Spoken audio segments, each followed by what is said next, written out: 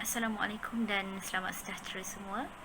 Pada hari ini kita akan teruskan PDPR untuk tajuk yang seterusnya, iaitu yang berkaitan dengan kertas 1, karangan bahagian A, iaitu karangan respon terhad.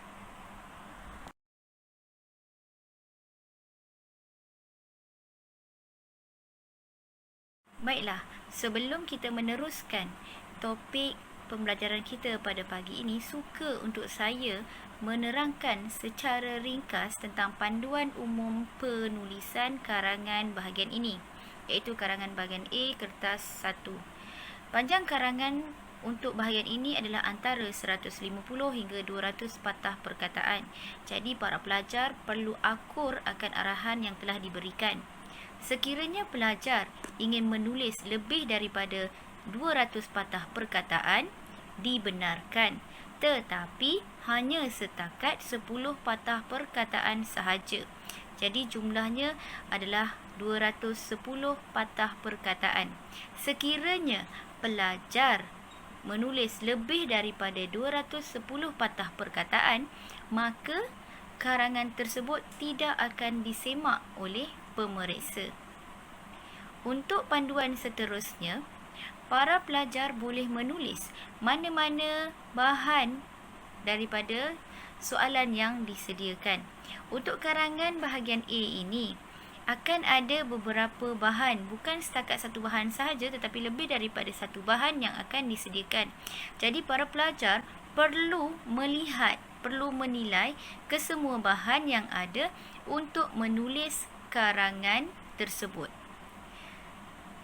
Seterusnya, panduannya ialah jika murid menulis dan menghuraikan hanya satu isi sahaja, maka pelajar ini akan dikategorikan sebagai pelajar yang menulis karangan yang tidak cemerlang kerana dia tidak menggunakan bahan-bahan yang telah disediakan. Dia hanya menghuraikan satu isi sahaja. Okey, untuk menulis karangan ini, sebaik-baiknya para pelajar menulis dalam beberapa perenggan, iaitu disarankan antara 4 ataupun 5 perenggan. Yang mana perenggan pertama merupakan perenggan pendahuluan, iaitu perenggan 1 perenggan pendahuluan, perenggan kedua dan ketiga merupakan perenggan isi, manakala perenggan 4 merupakan perenggan kesimpulan. Jadi jumlah patah perkataan yang boleh ditulis bagi setiap perenggan adalah seperti yang tertera pada paparan yang dapat dilihat.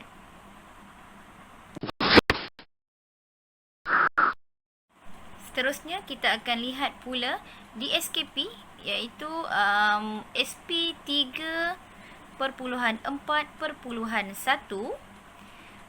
menulis kerangka karangan dengan menyusun dan menganalisis isi penting secara terancang. Jadi, pada hari ini kita akan melihat SP 3.4.1 yang mana para pelajar perlu menulis kerangka karangan. Bagaimana nak menulis kerangka karangan? Okey, apa yang perlu ada dalam kerangka karangan? Bagaimana ingin menyusun, bagaimana ingin menganalisis isi penting yang ada dalam bahan, kita akan bincangkan sebentar lagi.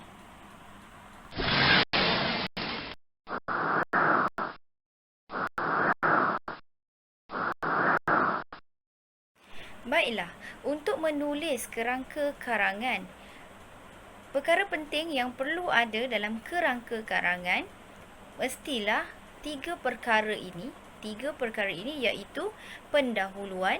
Yang pertama pendahuluan, Kemudian isi karangan dan yang terakhir kesimpulan. Isi karangan ini boleh terdiri daripada sama ada 2 isi ataupun 3 isi sahaja untuk karangan bahagian A. Sebab itu telah dikatakan lebih awal tadi, untuk karangan bahagian A ini perenggan yang diperlukan antara 4 ataupun 5 perenggan sahaja. Sebelum kita menulis kerangka karangan, kita perlu ada soalan. Jadi, pada hari ini ada satu soalan yang telah saya sediakan, iaitu berkaitan dengan, kalau semua dapat lihat, berkaitan dengan disiplin murid. Baiklah, soalan tersebut jika dilihat ada 2 bahan yang disediakan, iaitu bahan yang pertama itu merupakan puisi. Okey, puisi berkaitan dengan disiplin murid. Dan bahan yang kedua merupakan keratan akhbar berkaitan dengan disiplin pelajar. Jadi, kedua-dua bahan yang disediakan ini di bawah satu tema yang sama, iaitu disiplin murid. Jadi, bagaimana untuk kita melihat ataupun menganalisis soalan yang ada? Jadi, tadi pada awalnya kita dah bagi tahu kita akan buat SP 3.4.1. Kita akan menganalisis bahan yang ada. Okey, bahan yang disediakan ini seperti mana yang dapat dilihat dalam contoh soalan yang diberi. Okey, kita akan menganalisis soalan ini dan kita akan merangka karangan bagi soalan ini.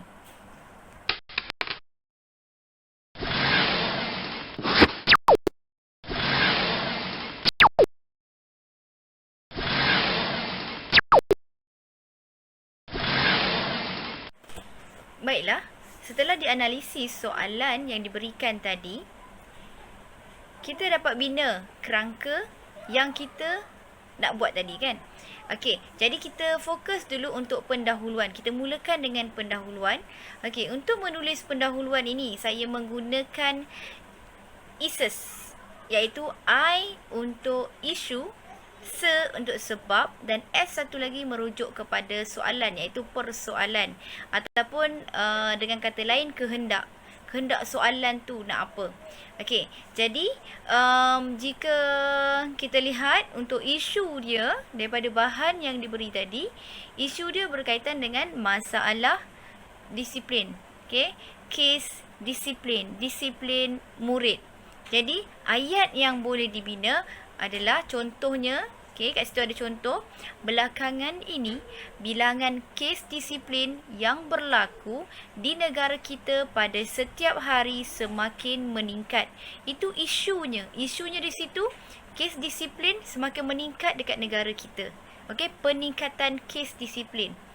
Okey, seterusnya sebabnya pula untuk bahagian ini, sebab para pelajar perlu menyatakan sebab isu itu, ataupun tadi kita dah kata kes disiplin semakin meningkat. Jadi kena bagi tahu alasannya mengapa isu kes disiplin ini semakin meningkat. Jadi dekat situ ada ayat yang merujuk kepada sebab itu, iaitu hal ini dikatakan demikian kerana kebanyakan murid terlibat dengan aktiviti negatif seperti ponting sekolah, buli, merokok dan juga melepak.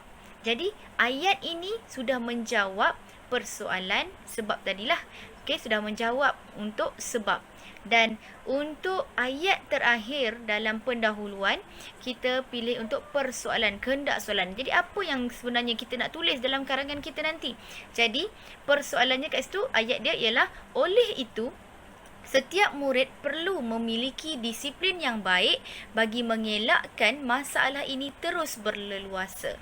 Jadi, dalam karangan yang seterusnya nanti, dalam isi karangan, para pelajar perlu menulis tentang ciri-ciri murid yang berdisiplin.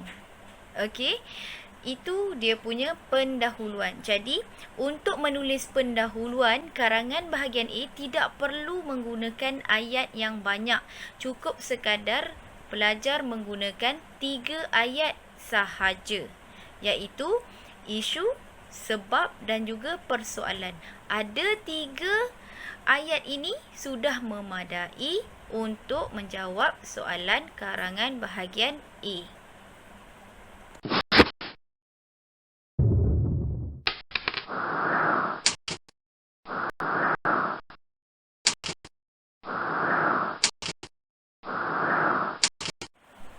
Baiklah, kita teruskan dengan isi karangan. Untuk isi karangan, saya menggunakan ibacop. I untuk isi, ba untuk bagaimana, iaitu huraian kepada isi tersebut. Co itu contoh dan P merupakan penegasan. Penegasan untuk perenggan ini. Okey, perenggan karangan ni lah. Okey, jadi untuk kali ini saya hanya tunjukkan satu sahaja contoh perenggan isi. Jadi perenggan isi yang lain masih menggunakan cara yang samalah. Kita masih menggunakan ibacop juga. Jadi kat sini saya akan tunjukkan satu contoh macam mana nak menggunakan ibacop ini. Okey, kita mulakan dengan isi. Okey, isi tadi berdasarkan bahan yang diberikan.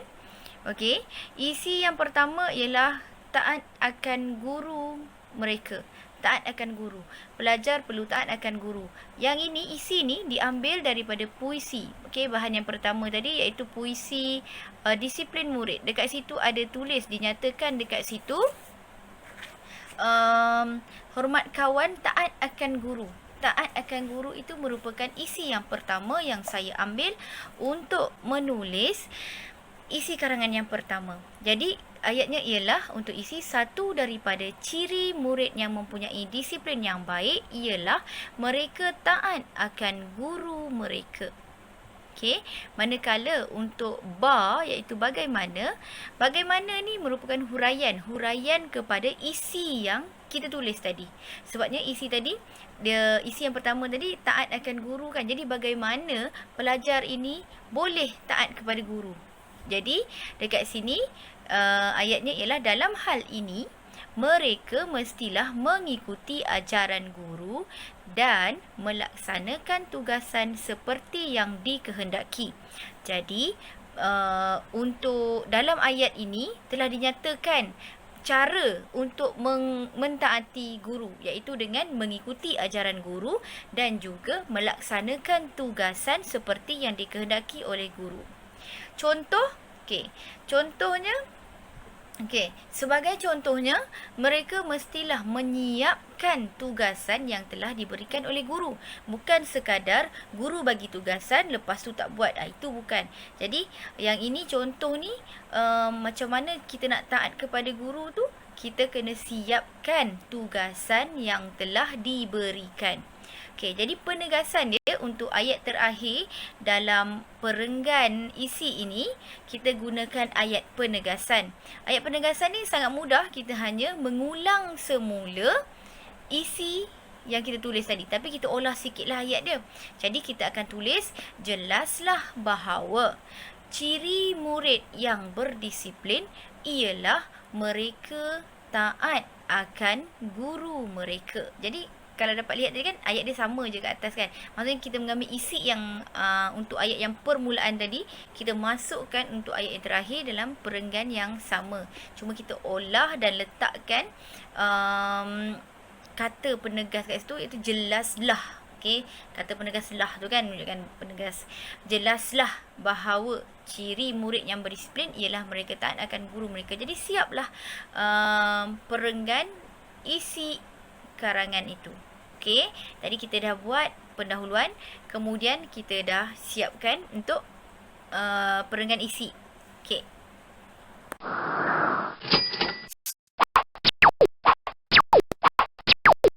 Bahagian yang terakhir dalam merangka karangan ialah penutup dia.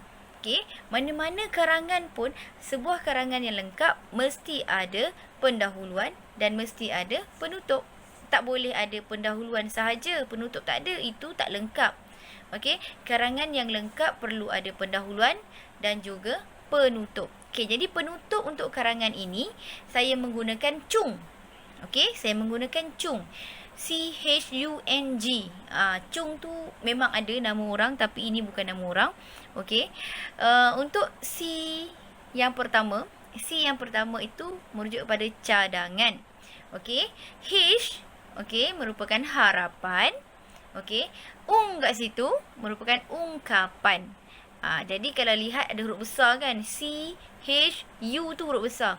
Maksudnya bila huruf besar itu merupakan kepada ayat. Okey, macam C tu merupakan ayat yang pertama, H huruf besar tu ayat yang kedua, U huruf besar tu merupakan ayat yang ketiga. Jadi untuk kesimpulan, kita menggunakan 3 ayat sahaja. Okey, ayat cadangan, harapan dan juga ungkapan. Jadi cadangannya, okey, dalam ayat ni kesimpulannya, kita menggunakan istilah kesimpulannya, disiplin diri yang mantap perlu dimiliki oleh setiap murid. Okey, harapannya, okey, tadi cadangan dia kita cadangkan setiap murid itu perlu ada disiplin diri. Okey, jadi harapan dia apa? Harapannya kerjasama dan komitmen daripada semua pihak amatlah dituntut agar apa-apa yang diimpikan dapat direalisasikan. Jadi harapan yang ditulis ini merupakan ayat umum. Okey, umum. Boleh digunakan untuk apa sahaja tema. Okey. Dan ungkapannya ialah kebersamaan dalam merealisasikan impian ini diibaratkan seperti ke bukit sama didaki, ke lurah sama dituruni. Jadi saya menggunakan peribahasa di situ. Jadi sememangnya untuk mendapatkan ataupun untuk menghasilkan karangan yang cemerlang perlu ada sekurang-kurangnya satu ungkapan yang menarik. Jadi dalam karangan ini ada satu peribahasa yang saya masukkan. Okey? Jadi selesai untuk bahagian penutup. Jadi sekian sahaja sesi PDPR kita pada kali ini untuk SP 3.4.1, iaitu kita perlu merangka karangan. Jadi tadi sudah saya terangkan tentang kerangka karangan, yang mana dalam kerangka karangan itu perlu ada pendahuluan. Yang pertama pendahuluan, kedua perlu ada isi karangan sama ada 2 ataupun 3 perenggan, dan satu lagi penutup.